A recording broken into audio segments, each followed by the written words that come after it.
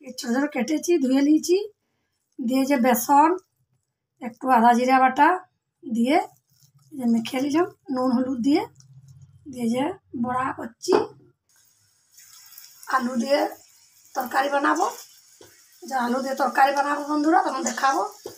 দেখো, পালং শাক রোজ কত খাবে, পালং পানির পালং শাকের তরকারি অনেক খাওয়া হয়েছে। এখন যে পালং শাকের বড়া করে তরকারি করব বন্ধুরা। দেখো এবার পাল্টা করছি, এই যে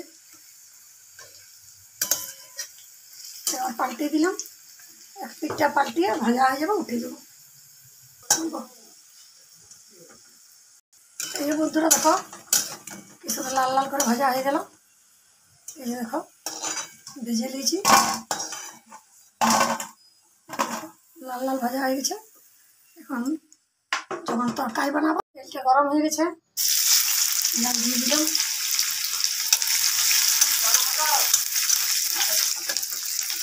এটা পেঁয়াজ দিয়েই বানাচ্ছি, নিরামিষ বনে তো, নিরামিষ বানাই আজকে। এদের জন্য পেঁয়াজ রসুন দিয়ে বানাচ্ছি, রোজ রোজ কি আর এদের জন্য নিরামিষ বানাবো।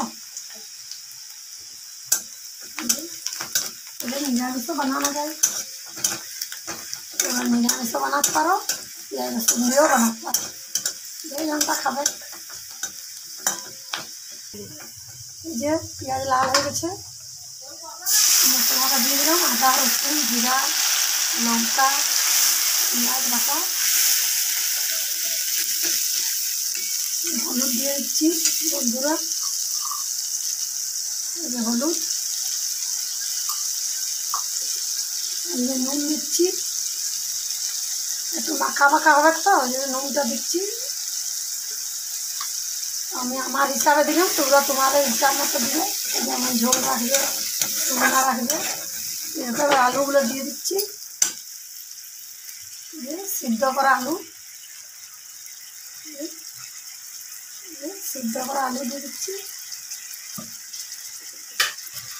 আমি এটা আলু দিচ্ছি কেন, তোমরা আলু নাও দিতে পারো, আমাদের ঘরে সব আলুটা একটু পছন্দ করে তো।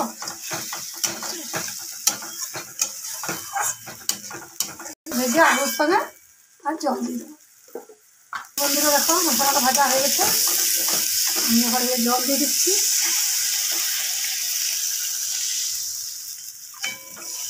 বেশি জল দেবো না। এখন বড়াগুলো দিয়ে দিচ্ছি,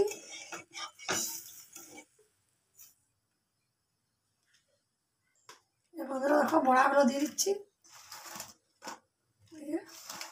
বড়াগুলো দিয়ে বেশি ফুটাবো নি তো,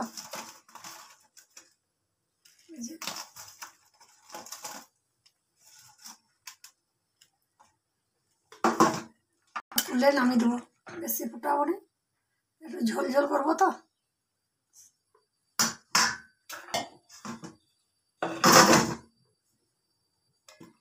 ঢাকা দিয়ে দিচ্ছি, নামিয়ে দেবো।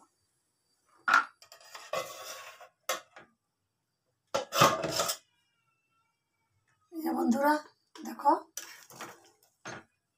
জলটা টেনে নিবে, আমি একটু ঝোল ঝোলে করলাম, কেন সবাই ভাত দিয়ে খাবে তো।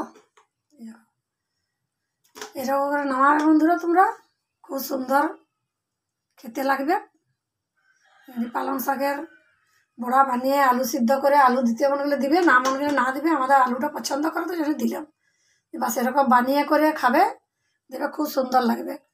আর বানিয়ে খেয়ে সুন্দর লাগলে আমাকে জানাবে।